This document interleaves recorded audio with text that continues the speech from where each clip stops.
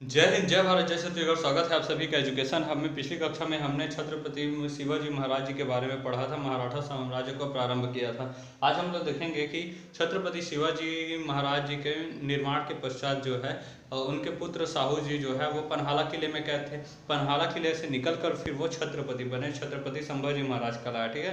अकबर द्वितीय जो कि औरंगजेब का विद्रोही पुत्र था, उनको संरक्षण देने के कारण इन साहू जी को, संभाजी को जो है उनके खाल में भूसा भरकर यातनाएं देकर उनको मृत्यु दंड दे दिया गया। ठीक है, औरंगजेब के द्वारा। उसके बाद जो है उनके जो पुत्र थे साहू जी को भी मराठाओं ने क्या कर लिया, कैद करके रख लिया था। तो ऐसी स्थिति में छत्रपति शिवाजी महाराज जी के जो दूसरी पत्नी थी सोयराबाई, उनके जो पुत्र थे राजा राम, वो शासक बने। और राजा राम की भी मृत्यु जल्दी हो गई। उसके अल्पायु जो उनका पुत्र था शिवाजी द्वितीय, उसे शासन पर बैठाया गया और उनकी माता ताराबाई जो थी वो संरक्षिका बनी थी। ठीक है। लेकिन साहू जी को मुगलों में जो कैद थे, मुगलों के पास, उनको बहादुर शाह प्रथम ने मराठा शक्ति को कमजोर करने के लिए स्वतंत्र कर दिया।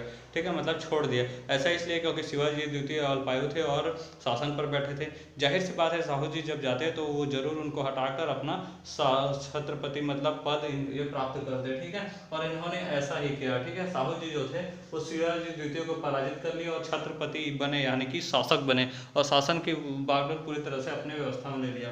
1749 में साहू जी की भी मृत्यु हो गई और उसके बाद जो है संपूर्ण मराठा साम्राज्य जो है वो पेशवाओं के हाथ में चला गया।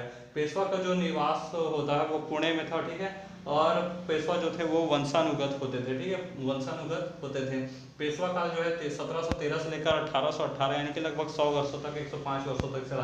पहले जो पेशवा हुए वो थे बालाजी विश्वनाथ। बालाजी विश्वनाथ और 1713 से लेकर 1720 तक इनका शासन काल रहा है। साहू जी ने इनको पेशवा बनाया था। ठीक है, पेशवा पद दिया था साहू जी ने, क्योंकि साहू जी जो थे वो बालाजी विश्वनाथ की सहायता से ही शासक बने थे, छत्रपति बने थे।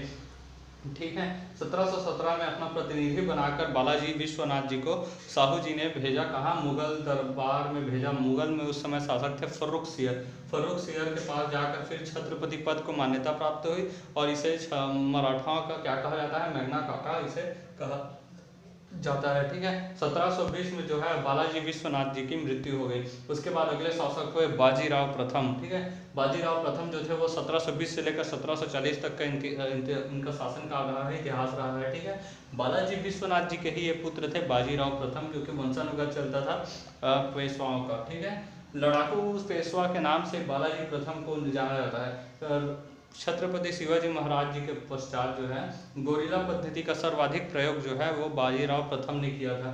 बाजीराव प्रथम जी जो थे वो 1728 में हैदराबाद के शासक निजामुल मुल्क को हरा दिए और मुंशी शिवगांव की एक संधि की। क्या की? मुंशी शिवगांव की संधि की, निजामुल मुल्क हैदराबाद के शासक को हराकर। बाजीराव प्रथम जी ने छत्रपति साहू जी से कहा कि आओ इस पुराने वृक्ष की जड़ों पर वार करते हैं, शाखाएं तो स्वयं ही गिर जाएंगी। पुराने वृक्ष किसे कहा? मुगल साम्राज्य को। ठीक है, मुगल साम्राज्य को कहा उसके बारे में, मुगल साम्राज्य के बारे में, कि आओ इस पुराने वृक्ष की जड़ों पर वार करते हैं, शाखाएं तो स्वतः ही गिर जाएंगी।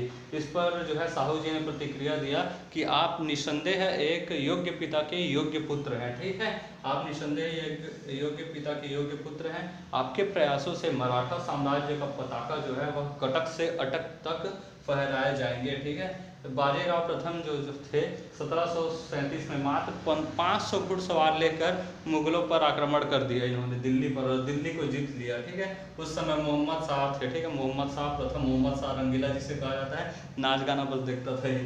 ठीक है, तो 500 घुड़सवार लेकर इन पर विजय प्राप्त कर लिया और दिल्ली से बहुत सारे मतलब धन अर्जित किए, दिल्ली को लूट लिया पूरा। ठीक है, और मोहम्मद शाह से एक संधि की और जिसके तहत कहा कि आप मुझे सालाना 5 लाख रुपए प्रति वर्ष देंगे। किस लिए? सिक्योरिटी मनी के रूप में। और सिक्योरिटी मनी किस चीज़ की रहेगी? कि जब भी कोई विदेशी व्यक्ति आक्रमण करेगा तो हम आपको सैन्य सहायता देंगे। ठीक है, ये हमारा वचन है। और जब 1739 में ईरान व एशिया का नेपोलियन कहे जाने वाले अहमद शाह नादिर शाह ने क्या किया? आक्रमण किया। तो नादिर शाह के आक्रमण के समय बाजीराव प्रथम ने अपने वचन को कोई मान नहीं रखा, मोहम्मद शाह रंगीला की कोई मतलब सहायता नहीं दी। ठीक है, ये होता है गजब का रणनीति, इसे कहते हैं राजनीति। ठीक है, बाजीराव प्रथम ने पुर्तगालियों से सालखेट और बासिन नामक जो महल है उसे छीन लिया। ठीक है, हिंदू पर पातशाही की स्थापना बाजीराव प्रथम करना चाहते थे। ठीक है, पातशाही की स्थापना करना चाहते थे। इनका मन था। मस्तानी नामक एक मुस्लिम महिला थी जिसके साथ इनके संबंध थे। फिल्म में बनी है बाजीराव मस्तानी वाला, ठीक है, वही वाला है, ठीक है। तो इन्हीं के साथ इनका संबंध था, जिन्होंने इनसे एक पुत्र भी था बाजीराव जी का मस्तानी से, और साथ ही ये महिला युद्ध में भी बाजीराव के साथ लड़ी है कई बार। देखिए इसके समय जो है मराठा साम्राज्य 5 परिसंघ में बढ़ गया था, ठीक है, 5 परिसंघ में बढ़ा, जिसमें बड़ौदा जो था गुजरात वाला एरिया, वो वहाँ के प्रशासक हुए गायकवाड़, पूना के प्रशासक पेशवा कहलाया, ठीक है। और साहू जी के टाइम पर ही हो गया था ये सब, साहू जी बाजीराव के टाइम पर। नागपुर के जो शासक थे वो कहलाए भोसले, और इंदौर के शासक होलकर, अहिल्याबाई होलकर आगे चलते हैं। और 5वां था ग्वालियर, ग्वालियर में सिंधिया, अभी हैं ज्योतिरादित्य सिंधिया, वही वाला सिंधिया, ठीक है। अगले शासक हुए वो थे बालाजी बाजीराव, ठीक है। 1740 से लेकर 1761 तक इन्होंने शासन किया। बालाजी बाजीराव, ठीक है, पहला कौन थे, बालाजी विश्वनाथ, ठीक है, दूसरे में बाजीराव प्रथम। अब ये बालाजी बाजीराव, ठीक है, ये जो थे बालाजी बाजीराव, इन्हें नाना साहब के नाम से जाना जाता है। रानी लक्ष्मीबाई के टाइम पर अगर सीरियल देखते रहे होंगे मनु वाला, ठीक है, झांसी की रानी, तो उसमें नाना साहब का वर्णन होता है, ठीक है। मराठा साम्राज्य जो है वो सर्वाधिक विकास किसके टाइम पर किया, बालाजी बाजीराव जी के टाइम पर किया, ठीक है, अपने पीक पर चला गया। राज्य के बाद जो थे इन्हें दूसरा संस्थापक कहा जाता है। छत्रपति शिवाजी महाराज संस्थापक कहला, लेकिन उनके बाद इनके टाइम पर इतना बहुत ज़्यादा विकास हुआ मराठा साम्राज्य का बालाजी बाजीराव जी के टाइम पर, कि इन्हें द्वितीय संस्थापक इस मराठा साम्राज्य का कहा गया। 1749 में छत्रपति साहू जी की मृत्यु हो गई। उसके बाद 1750 में संगोला की संधि की गई, और इसके तहत छत्रपति के पद को समाप्त कर दिया गया, और मराठा साम्राज्य जो है पूरी तरह से पेशवाओं के अधीन हो गया। 1752 में जो है झलकी की संधि हुई, और झलकी की संधि के तहत हैदराबाद का जो निजाम था उसने मराठों की अधीनता स्वीकार की। 14 जनवरी 1761 में अफगान सेनापति जो है अहमद शाह अब्दाली, यह अहमद शाह अब्दाली जो है अफगान से आया और भारत पर इसने लड़ाई कर दी। इस लड़ाई को पानीपत के तृतीय युद्ध के नाम से जाना जाता है, ठीक है।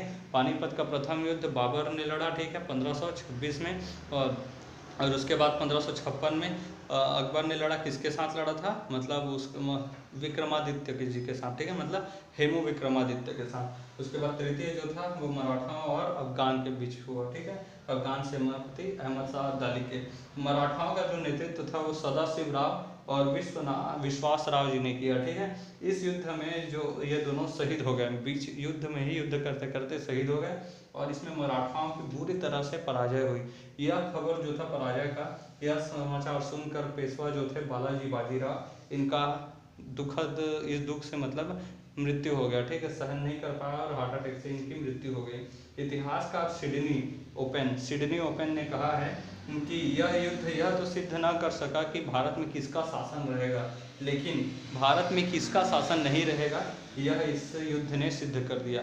कहने का मतलब यह है कि किसका शासन नहीं रहेगा यह तो सिद्ध नहीं कर, किसका शासन रहेगा यह तो सिद्ध नहीं कर पाया ये युद्ध, पानीपत का तृतीय युद्ध, लेकिन किसका शासक नहीं रहेगा, शासन नहीं रहेगा, ये सिद्ध कर दिया। यानी कि मुगलों का शासन नहीं रहेगा और किसका शासन नहीं रहेगा, मराठाओं का शासन नहीं रहेगा। ये दो चीज़ें सिद्ध कर दी। या तो यहाँ से एकदम अहमद शाह अब्दाली था, वो अपने पिक पर जाता और साम्राज्य की स्थापना करता, या फिर कोई दूसरी शक्ति आती। तो दूसरी शक्ति आई, उसे इस युद्ध ने निश्चित नहीं किया, ठीक है। दूसरी शक्ति कौन है, अंग्रेज आए, सीधी सी बात है यहाँ से, ठीक है। तो ये था बालाजी बाजीराव जी तक। अगले क्लास में जो है माधव नारायण और माधव जी के बारे में, नारायण जी के बारे में और माधव नारायण जी के बारे में पढ़ेंगे, ठीक है। मिलेंगे नेक्स्ट क्लास में, तब तक के लिए जय हिंद।